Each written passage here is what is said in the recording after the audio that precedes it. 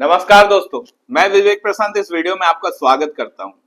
आप कुछ ऐसा इन्वेस्टमेंट ढूंढ रहे हो जो आपको फिक्स्ड डिपॉजिट से ज्यादा रिटर्न दे और फिक्स्ड डिपॉजिट जैसा सेफ भी हो और आपका कैपिटल बिल्कुल सेफ हो, तो ऐसा रिटर्न आप ढूंढ सकते हो बॉन्ड्स एंड डिबेंचर्स में। लेकिन बॉन्ड्स एंड डिबेंचर्स होता क्या है, कैसे काम करता है, क्या उसकी मैच्योरिटी पीरियड होती है, कितना इंटरेस्ट मिलेगा मुझे, कौन इशू करता है बॉन्ड एंड डिबेंचर, ये सारे क्वेश्चंस का आंसर मैं आपको इस वीडियो में देने वाला हूं। लेकिन वीडियो में आगे बढ़ने से पहले मैं बता दूं कि मैं विवेक प्रशांत एक सेबी रजिस्टर्ड रिसर्च एनालिस्ट हूं और मैं ऐसे ही इंफॉर्मेटिव वीडियो डेली अपने यूट्यूब चैनल पर डालता हूं।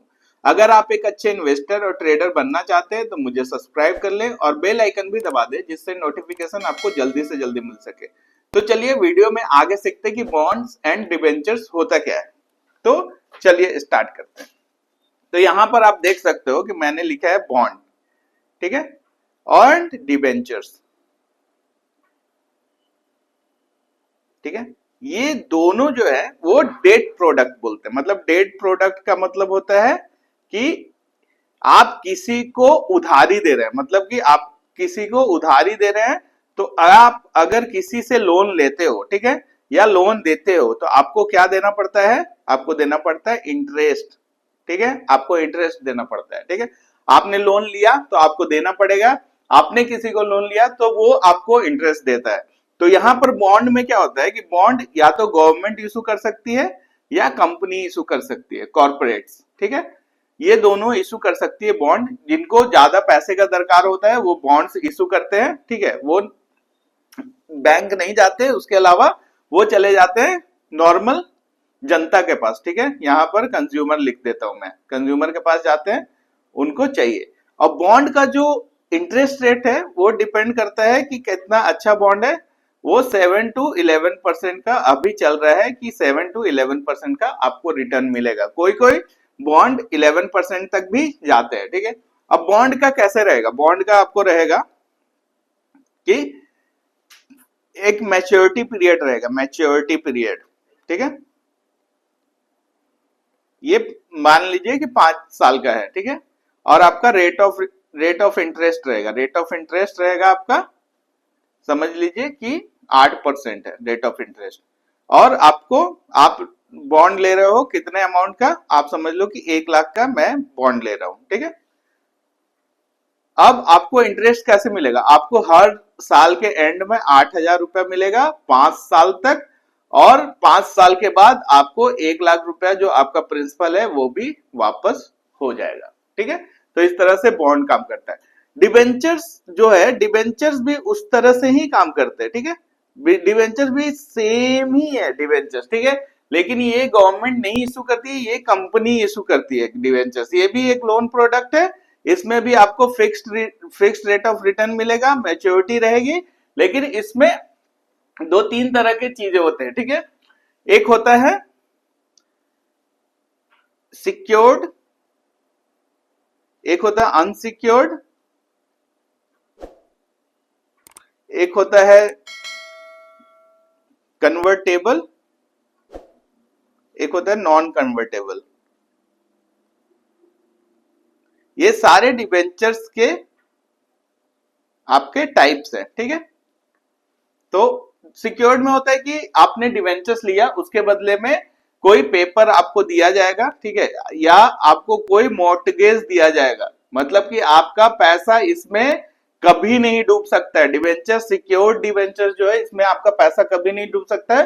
कंपनी का दिवालिया भी निकल जाए, कंपनी इंसॉल्वेंट भी हो गया, तब भी आपका डिवेंचर का पैसा मिलेगा।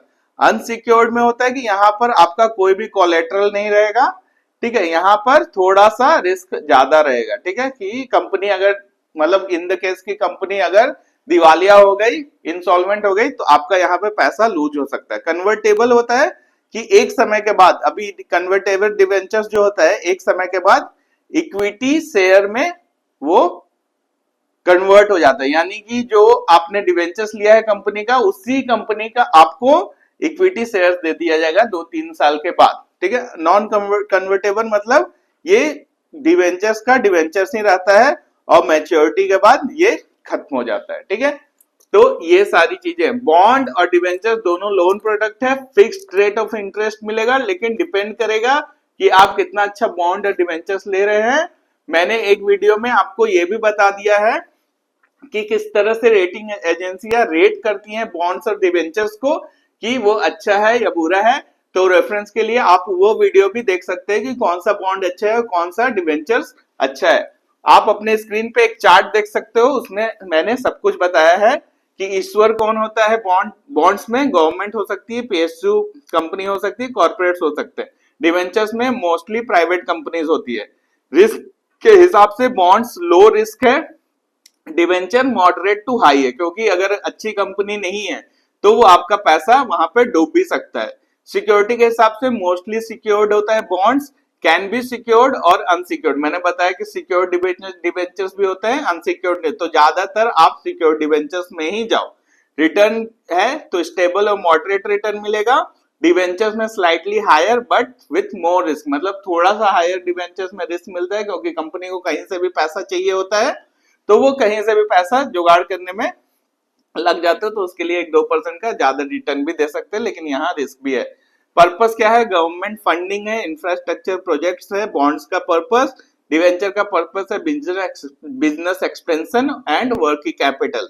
अनकन्वर्टिबिलिटी है, बॉन्ड्स जनरली नॉन कन्वर्टेबल, मतलब बॉन्ड्स है तो बॉन्ड्स ही रहेगा, लेकिन डिवेंचर कैन बी कन्वर्टेबल और नॉन कन्वर्टेबल, मतलब डिवेंचर इक्विटी शेयर में चेंज भी हो सकता है और नहीं भी चेंज हो सकता है। तो मैंने आपको बार बार बोला कि अलग अलग एसेट्स क्लास में आप अपने पैसे को डाइवर्सिफाई करो। आपका अगर अच्छा इनकम है, महीने का 1 लाख 2 लाख का इनकम आप जनरेट कर रहे हो, तो आप शेयर में, गोल्ड में, बॉन्ड में, डिवेंचर्स में, ये सारे में अपने पैसे को डाइवर्सिफाई करो। इस तरह से आप लॉन्ग टर्म वेल्थ क्रिएट कर पाओगे अपने लाइफ टाइम में। ऐसे इंसाइटफुल कंटेंट के लिए आप मुझे सोशल मीडिया पे फॉलो कर सकते हो। बाकी इस वीडियो को लाइक, शेयर और सब्सक्राइब करना ना भूलेगा। Thank you.